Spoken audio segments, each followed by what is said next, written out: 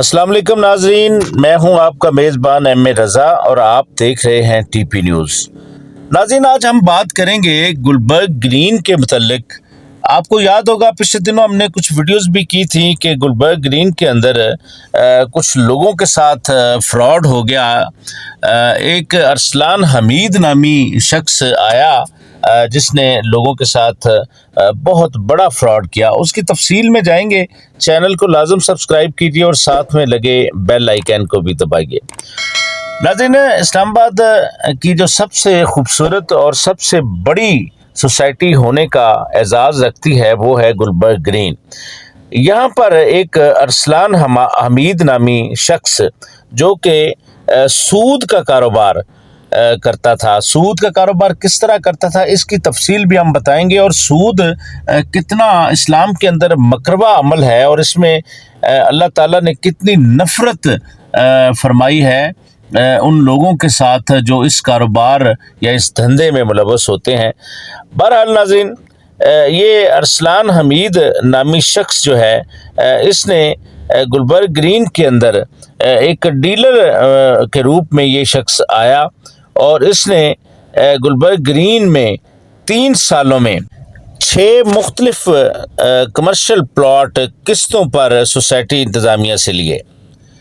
پھر اس پر بکنگ کے نام پر 100 سے زائد افراد سے 4.25 ارب روپے کی رقم بھی بٹور لی۔ اس پر ارسلان حمید تو گرفتار ہو گیا، لیکن چند افراد کا ایک ٹولہ سوسائٹی کو آئے دن بلیک میل کرنے پر تل گیا، جس کی قیادت مسرت اعجاز نامی جو کہ اپنے آپ کو ریئلٹر کا چیئرمین کہتے ہیں، تو اس میں یہ دیکھیں کہ وہ آئے دن کوئی نہ کوئی سوسائٹی کے خلاف کوئی نہ کوئی پروٹیسٹ یا کہیں نہ کہیں سوسائٹی کو بدنام کرنے پر تل گیا۔ پر ناظرین، ہوا کچھ اس طرح ہے کہ متاثرین نے جب یہ معاملہ سوسائٹی انتظامیہ کے سامنے اٹھایا تو سوسائٹی نے اس فراڈ پر متاثرین سے عذرائے ہمدردی یہ کہا کہ دیکھیں، اس کمرشل پلازا کی بکنگ میں اگر آپ لوگوں نے پیسے دیے تو اس سے سوسائٹی انتظامیہ کا کوئی تعلق نہیں ہے۔ ہاں، ذاتی حیثیت میں ہم آپ کو یہ کر سکتے ہیں کہ اس میں ہم آپ کو یہ مدد دے سکتے ہیں کہ عدالت میں کہاں جانا ہے آپ نے۔ بہرحال یہ آپ لوگوں کا ذاتی لین دین ہے، یعنی اس میں سوسائٹی نے کوئی ایسی کمٹمنٹ نہیں کی۔ بہرحال انہوں نے یہی کہا کہ کوئی قانونی جنگ اگر آپ لڑیں گے تو اس میں سوسائٹی انتظامیہ متاثرین کے ساتھ ہوگی۔ بہرحال ناظرین، رجسٹرار کوآپریٹو جو کہ ڈپٹی کمشنر اسلام آباد ہیں، ان کی عدالت میں یہ متاثرین چلے گئے اور اس میں یہ سمجھ لیں کہ ارسلان حمید کے خلاف تقریباً 19 سے زائد FIR بھی ہو چکی تھی جو کہ متاثرین کی طرف سے تھی۔ رجسٹرار کوآپریٹو کی عدالت نے متاثرین کی درخواست پر گلبرگ سوسائٹی کو پابند کیا کہ ارسلان حمید کیس کے متاثرین کی ادائیگی کسی سول عدالتی حکم نامے کے مطابق ہونی چاہیے۔ سوسائٹی انتظامیہ نے اس کیس میں موجود متاثرین کی اسکروٹنی یعنی کرنے کے لیے انہوں نے کہا، یعنی رجسٹرار کوآپریٹو نے پھر سول کورٹس یا عدالت عالیہ سے آنے والے فیصلے کی روشنی میں متاثرین کی مدد کی جائے، یہ حکم تھا رجسٹرار کوآپریٹو کا۔ اس واضح احکامات کے بعد متاثرین کے نام پر اعجاز مسرت نامی شخص نے اپنی ذاتی سیاست چمکانی شروع کر دی۔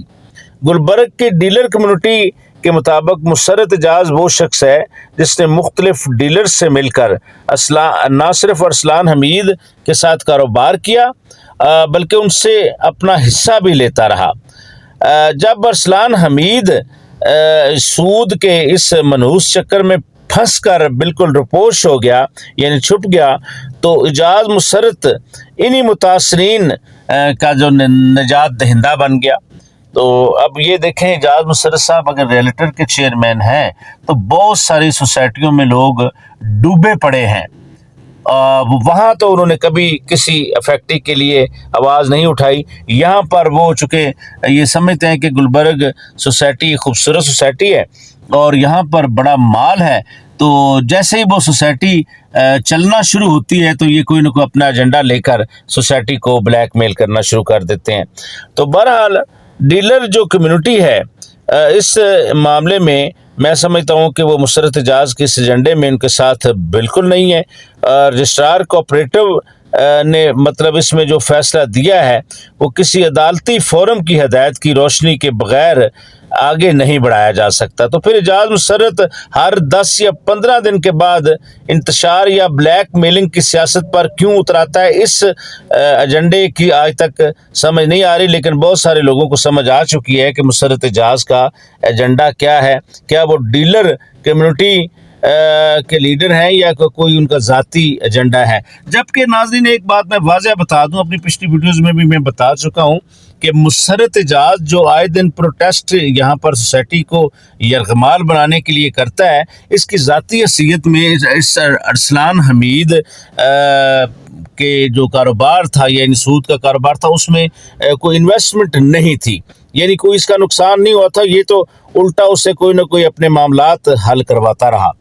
बहरहाल नाज़रीन, सोसाइटी को यरगमाल बनाना, इतनी बड़ी सोसाइटी जिसमें बहुत सारे लोग अपने घर भी बना चुके हैं, अपनी कमर्शियल प्रॉपर्टी बना चुके हैं। अब सोसाइटी चूँकि प्रॉपर्टी का आपको पता है नाज़रीन इस वक्त बहुत बुरा हाल है, लेकिन अल्हम्दुलिल्लाह गुलबर्ग के इंतज़ामिया के मुस्बत फ़ैसलों से वहाँ पर बेहतरी आना शुरू हुई है। तो ऐसे में मुसर्रत एजाज एक बार फिर सोसाइटी को यरगमाल बनाने की कोशिश कर रहा है। मुख्तलिफ व्हाट्सएप ग्रुपों में ऑडियो मैसेज चला कर इंतशार फैलाना और अफरा तफरी फैलाना, ताकि इन्वेस्टर जो पहले ही भागा हुआ है मतलब इस कारोबार में वो आना नहीं चाहता, तो जैसे ही वो सोसाइटी चलना शुरू होती है तो मुसर्रत एजाज साहब अपना कोई ना कोई एजेंडा लेकर सामने आ जाते हैं। बहरहाल इन्होंने डीलर को आज के जो एहतजाज की कॉल दी है उसमें डीलर की जो अक्सरियत है इस कॉल को उन्होंने मुस्तरद किया है, और वो इसकी किसी ज़ाती जो इसकी जो या इसका ज़ाती एजेंडा है इसका हिस्सा बनने को डीलर कम्युनिटी तैयार नहीं है।